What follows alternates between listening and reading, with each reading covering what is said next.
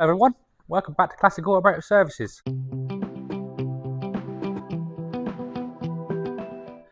As you can see, the engine for the TR8 is not here. It is now down at our local machine shop, and that is being they're dipping the block to get it all clean for us. They're going to hone the bores, and they're also going to change the camshaft bearings, and hopefully we can get away with a polish on the crankshaft. They are going to measure it all first, obviously, but the crankshaft did look like it would just polish. They agreed with that, so they're just going to check it, hopefully just polish it. If it needs to be ground, well, it needs to be ground, doesn't it? Hopefully it won't. So we have got a few parts back for it from the platers. So we've got our first lot of plating back. We've got all nuts and bolts and springs all done in gold. Well, these ones are gold, and then them ones in silver. So they're all back from the platers, and they've done a lovely job of them. I'll just pick a random bolt. There we go. It's come up like brand new.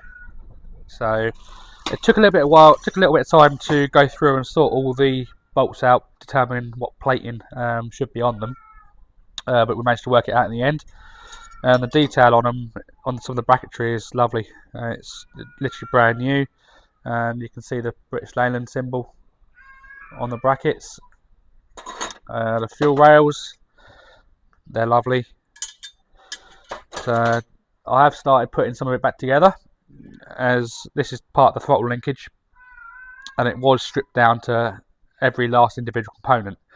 So this bracket, the spring, the bracket here, the little ball ends, they're all taken off. The bushes in here, they were in good condition, so I managed to remove them without damaging them, and they've been refitted, and it's working just as it should. It's lovely. There's another part of the throttle linkage which bolts to the side of the plenum. Again, that was all stripped down into individual components and sent away for plating. So it's all coming along very nicely. We have got the injectors rebuilt. Some people may have already seen this on Facebook, because the owner put some pictures up on Facebook of it. So we've fully rebuilt the injectors with all new seals. While they're all stripped down, we give them a clean up and a coat of paint. Obviously the bolts were replated. The rear housings, which bolt to the manifold, they've all been cleaned up, so they look exactly as they should, just like brand new. So we've got all 8 injectors all done. So we've got some photographs of before and after for it, which we'll put in, and I think I've got some photographs of the throttle linkage as well, before and after, complete before and after of it, and all the individual components. So we'll try and put them in a video. The shell is now completely stripped of all its running gear. It is now just a bare shell, ready to go for plating. It's not plating, sorry, dipping. All the panels are there, they're all stripped. Doors, boot, everything is completely bare, as it has to be for get it right, not plating, dipping. So that will be going the first week of September to the dippers, and they're going to have it for a couple of weeks, and it will come back to us completely like a brand new body shell, ready to start prepping and painting it, basically. Hopefully there won't be any other repairs on it. If they are going to be incredibly small. As I've been underneath it, and underneath's absolutely perfect. Most of it's not really got any underseal or anything on it, so you can see all the seams are good. There's no rust, there's no rot. It is really, really good underneath. Possibly the odd little repair on one of the flanges if they go through from the dipping, but it won't be anything major, not at all. So that's all we've got on the TR8 at the moment, as we're waiting for the powder coating to come back. I was hoping it was going to be back at the end of the week, but it wasn't. And the engine's obviously away, so I've still got the heads to go through and strip. I've still got quite a lot of assembly work with all the stuff that's been plated. which some of it I can do, some of it I can't until the powder coating comes back.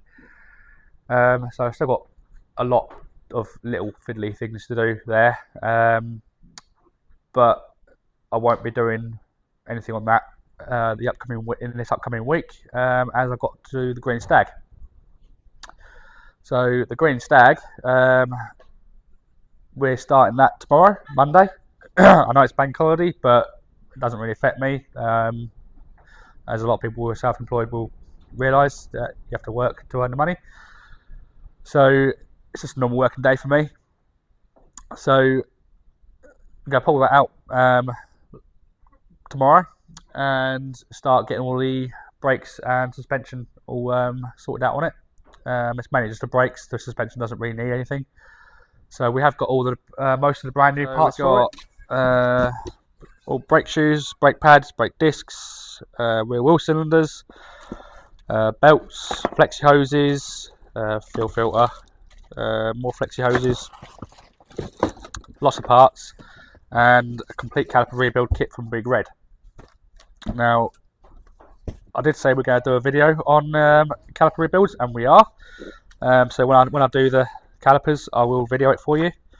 But if you do want any components for your calipers, call Big Red, as they are probably one or two companies that I have never had an issue with the quality of any of their parts or had a part fail. So they're one of them. They're not cheap either. Sorry, they're not dear. They are actually very reasonably priced, and the quality of their parts is outstanding.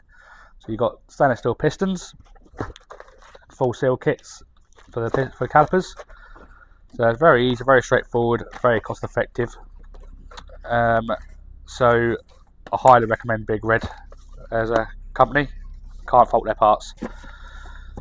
The rest of this stuff's from Rimmers, as you can see from the bags. Anyone in the Triumph stuff knows what the bags look like.